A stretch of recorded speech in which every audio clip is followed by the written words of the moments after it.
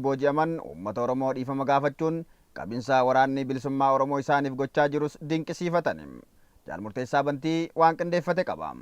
Waraanni bilisummaa Oromoo onkololeessa 14 bara 2022 irraa qabuun lixa Oromiyaa onoota lixa Wallaggaa keessatti tarkaanfii diina qulqulleessuu fudhachaa turan injifannoo boonsaa galmeessuu gabaasne turre.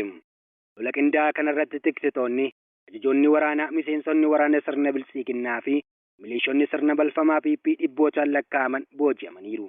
Tiksitoonni, milishonnii fi waraanni bilisiiginnaa booji'aman kun har'aata biyyoolessa Oromiyaa irratti akka dubbatanitti waraana bilisummaa Oromoo sobaayii akkanii irratti duuluun cinatti uummata Oromoo bal'aa qe'ee isaanii gubsiisaa, hidhaa, saamaa fi ajjeesisaa turreerra jedhan. Tuma fufuun booji'amtoonni kun waraanni bilisummaa Oromoo kaayyoo fi akeeka loluuf hin qabu, hawwanii fi shamarran Oromoo gudeeduu fi abbootii qabeenyaa saamuuf wal ijaaran jechuun dantaa dhuunfaa keenyaaf dhugaa jiru dhoksaa turreerras jedhaniiru.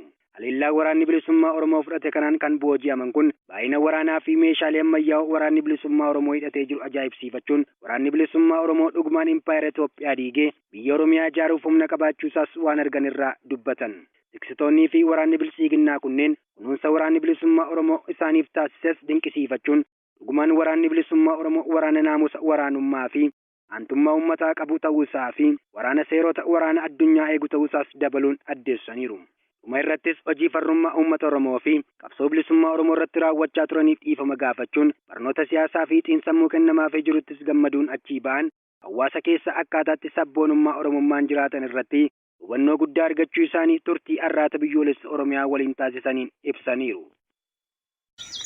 Kan akkaataan itti ibsu amma waan jiru jedhamuuf waan ammaaf haallaadha jechuudha. Dur nama qalaa, jaarkaanii namatti cobsaa, nama gara isaa dhaqeen ajjeesa kan jechaa ture jechuudha. Ammatti garuu kan hin argee argan gaafa naannoo guyyaa 15 tureera. Ofii agabuu bulee nu nyaachisa. Qorra kee bulaa numa mana keessa bulla jechuudha. Waardiyyaa keenya ta'ee akka rakkoon waan garaagaraa nurra hin geenye eegaa ture. Sarara darbee madoo garaagaraa jira jechuudha. Baatamee kan dhufee kan addaan dhufee isaan kanallee birrii isaanii boorsaa isaaniitii baasanii wallaanaa turanii akkamaa turanii qoricha garaagaraa fidanii madaa isaanii miicuu kanarra darbeellee dhibee garaagaraa kan qaban, dhiibbaa dhiigaa kan qaban, sukkaara kan qaban, bifa garaagaraa jechuudha. Kintaaroti namni dhibee garaagaraa, tiibiillee kan qabanii bifa garaagaraa yaalanii jaalala obbolummaatti agarsiisanii, jaalala Oromoof Oromiyaatti agarsiisanii isaan hammatanii kunuunsanii argaa. Hayyee hojii danqaa bilisummaa sabaa fi hammeenyummaa sobaan guutamee waraana bilisummaa Oromoo irratti lallabaa turteef uummata Oromootiin maal jedhu?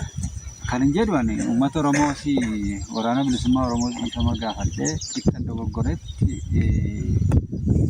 dhiifama gaafadhee akka isaan dhiifama naa godhanii fi waraana bilisummaa Oromoo nan gaafadha. Akkuma kanallee uummata koo waan gaarii dheedheen waan jalla waan uummata Oromoo miidhu qixxa itti uummata koo miidhasi sana dhiifama godhe dhiifama gaafadheen gara ogummaa kootiitti deebi'ee akkana hojjedhu nan godha.